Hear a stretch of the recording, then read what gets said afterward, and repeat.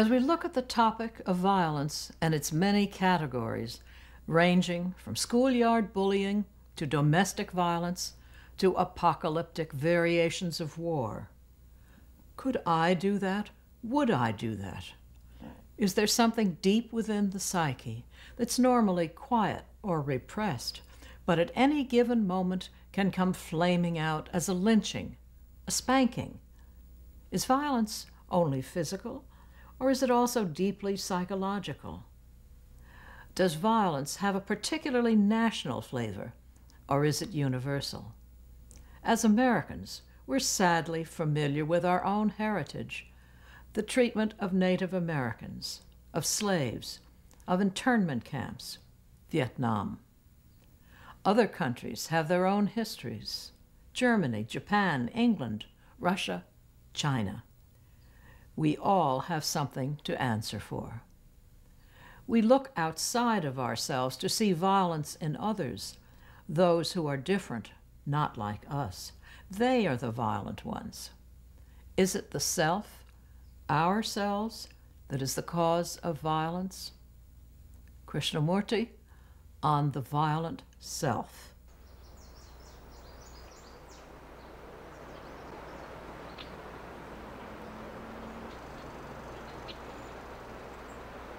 Violence must exist as long as there is division outwardly and inwardly. Conflict is the very nature of violence. Look at it as though it was not separate from you. Greed is not separate from you. Suffering is not separate from you. Anxiety, loneliness, depression, all that is you.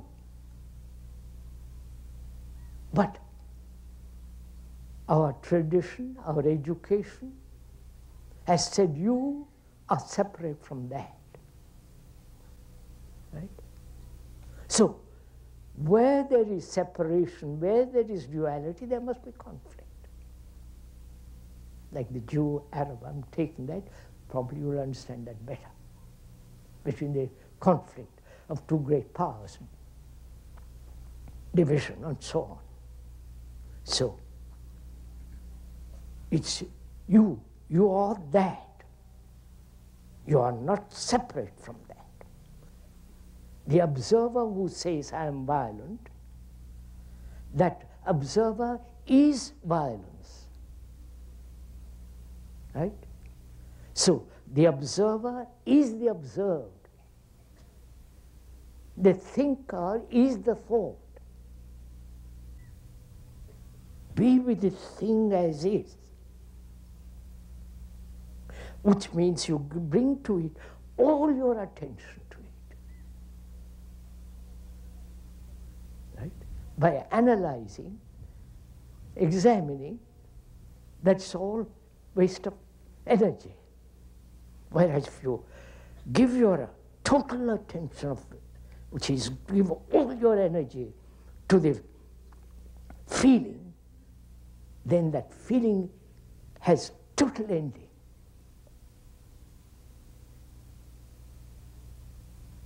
The word separates, but the fact of the feeling is me. Me is my nose, my eyes, my face, my name, my character, that's me. I'm not separate from all that. Therefore, you have fundamentally erased the cause of conflict. When you are that, therefore I remain with it. And when you remain with it, hold it, you are off that, that gives you tremendous energy. And that energy dissipates, ends that violence completely.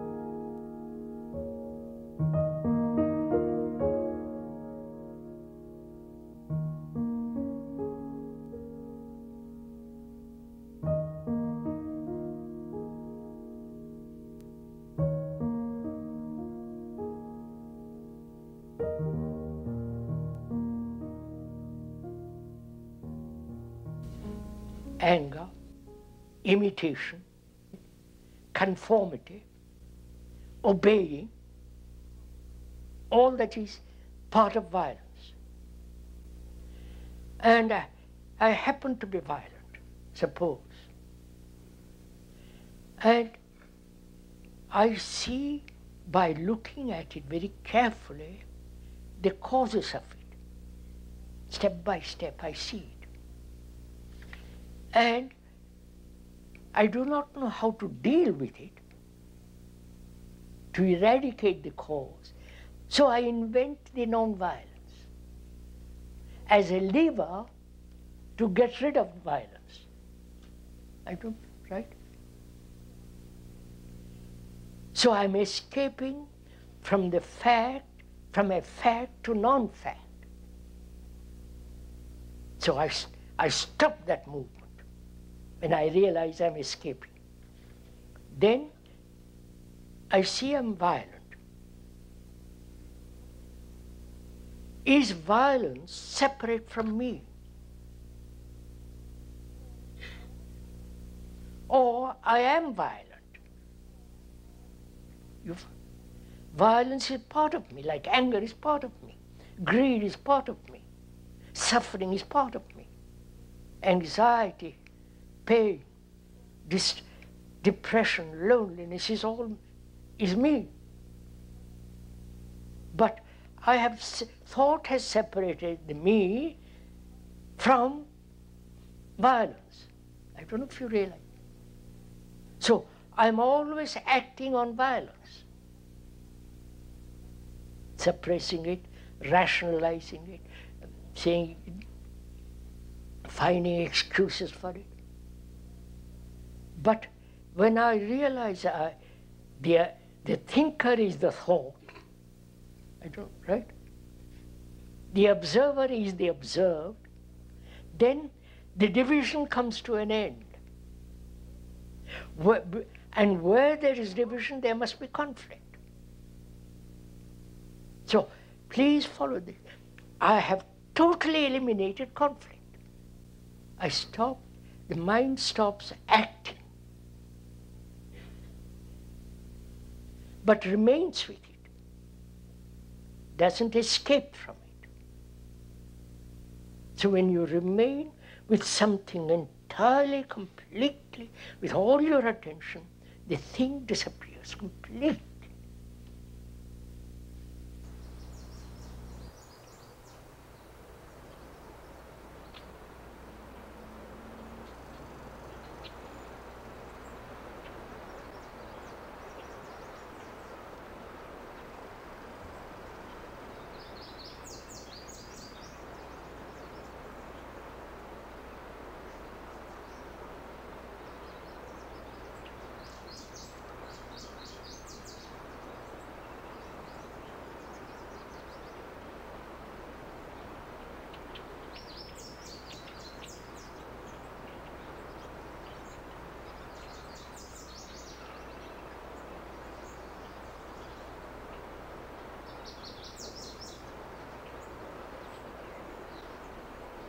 The freedom from authority implies the freedom from fear. Right. And the freedom from fear implies the cessation of every form of violence. If we stop violence, then our fear recedes? No, sir. It's not a question of recession, of fear. Let's put it around the other way, sir. Man is violent. Linguistically, psychologically, in daily life he is violent, which ultimately leads to war. There's a lot of it around. And man has accepted war as the way of life. Whether in the office, whether at home, or in the playing field, or anywhere, war he has accepted as the way of life, which is the very essence of violence. Yes. Now, and aggression and all that's involved. So, as long as man accepts violence, lives a way of life which is violent, he perpetuates fear, and therefore violence, and also accepts authority. So these three are a kind of vicious circle, each playing into the other. And right. the churches say, live peaceful, be kind, and love your neighbor, which is all sheer nonsense. We can't go beyond it unless one is free from it. Not intellectually or theoretically, but actually be free from every form of authority. Not the authority of the expert, but the feeling of dependence on authority. All right. I think that. Then, is it possible for a human being to be free completely of fear? Not only at the superficial level of one's consciousness, but also at the deeper level, what's called the unconscious. Otherwise, you're bound to accept authority of anybody.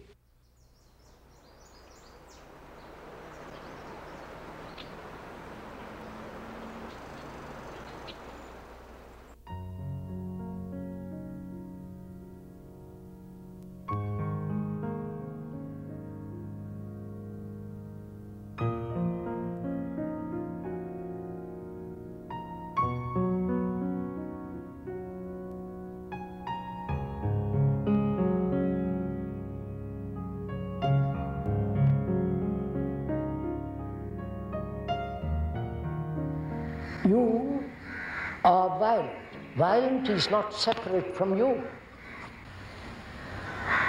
Is it a fact that there is an observer different from anger? Careful, don't answer. Look at it carefully. Anger is me. I'm not different from anger. Right? Violence is me. Non-violence is not me. Right? That's just an idea. The fact is I'm violent. That's a fact. Non-violence is non-fact. But we pursue non-fact because we don't know how to deal with what is.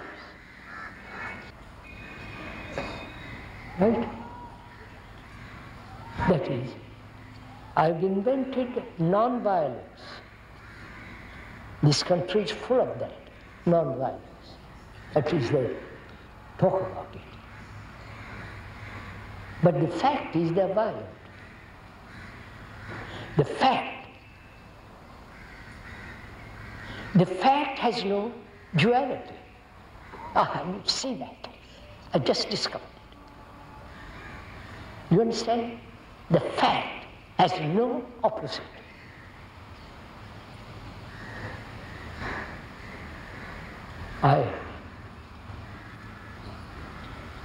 I'm angry, that's a fact. But when I say I must not be angry, then duality arises. So, very interesting. I'm sure brains going through all this. So, I'm angry. That's a fact. What am I to do? I won't say I must not be angry. Then I'm in conflict. You understand? I won't suppress it. There's no suppression, there's no escape, there's no transcending it. So what happens? Go on, sir. What happens when there is no movement away from the fact?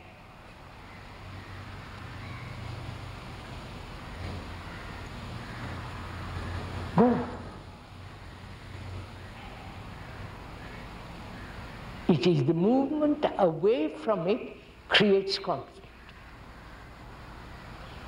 creates duality. And volumes have been written by the clever Indians, about duality. The speakers say there is no duality right from the beginning, because there is only the fact. But when I want to get over the fact, then I create duality. Right, sir? See, then what takes place? How to remain with the fact. Means not move away from the fact. Any movement away from the fact is conflict and duality. So, when you remain with the fact, what takes place? You work it out. I'm working it out. But you work it. What happens when you remain with the fact? Which means what? You are, I can tell you, you will say yes, yes, and go away. You don't apply. When I move away from the fact, it is a wastage of energy. Right? So when there is no movement away from the fact, all energy is there. Which means complete attention there with the fact. And when there's complete attention, then it's like light, so being high-powered light being thrown on the fact. And then the fact reveals all its content. You understand?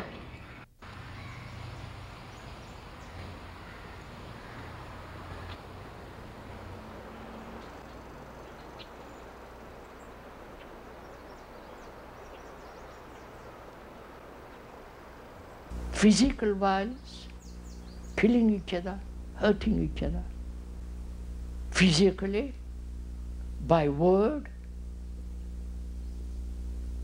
by a gesture, by a look, right?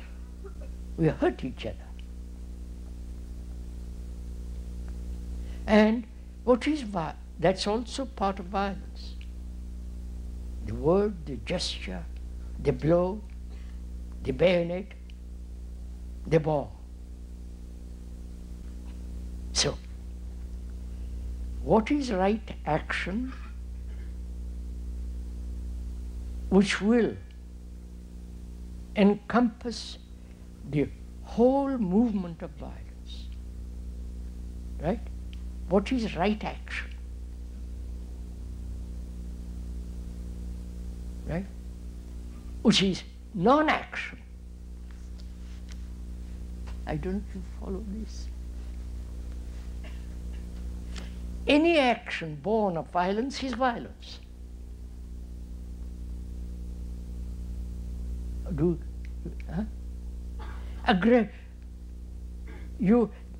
One country is aggressive, and you respond with aggressiveness to that country. This is what's happened. And that's positive action, which is considered positive action. You hit me, I hit you back.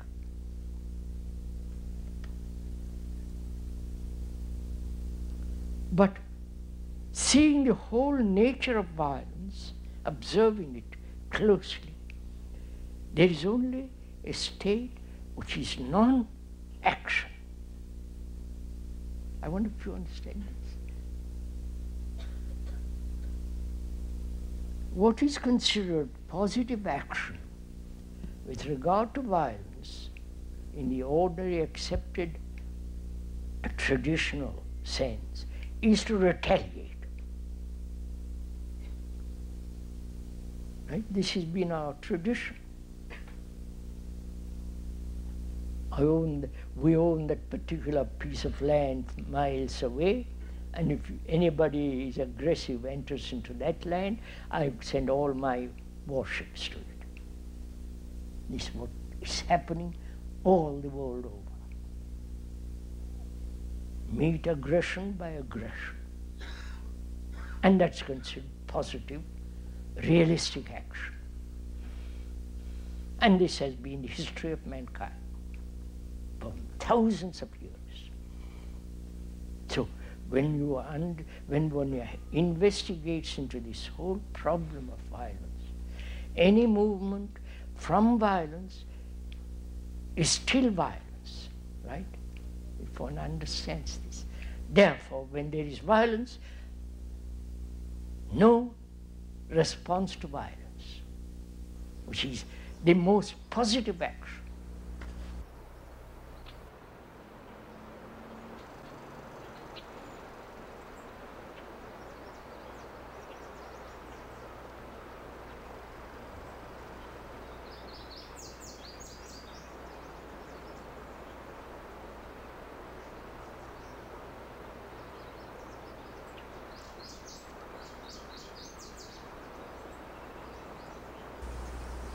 Please ask yourself, why do we choose psychologically, inwardly, say, I'll do this, I won't do that. This is right, that's wrong. I'm violent, but I must become non-violent. I have pride, but I've become humble. You understand? This inward choice going on all the time. I haven't understood the nature of violence, but I want to escape from that. Therefore, I create the ideal. So, after creating something which is not, then there is conflict between what is and what I think should be. This is what we are doing. So, I say to myself, before I achieve the other, which is non-violent, I must first understand what is violence. Violence is not only physical, but great deal, much more psychological. When I conform to a pattern, when I am being allowed to be programmed. Understand? When you tell me what I should do, because for the good of my soul or my psyche or whatever it is, and you become the authority. So when I accept authority, there is violence. You understand? I'm confused. I'm disturbed.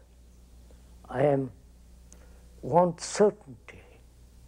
And you come along, the guru, the priest, the psychologist, the others, and they become the authority.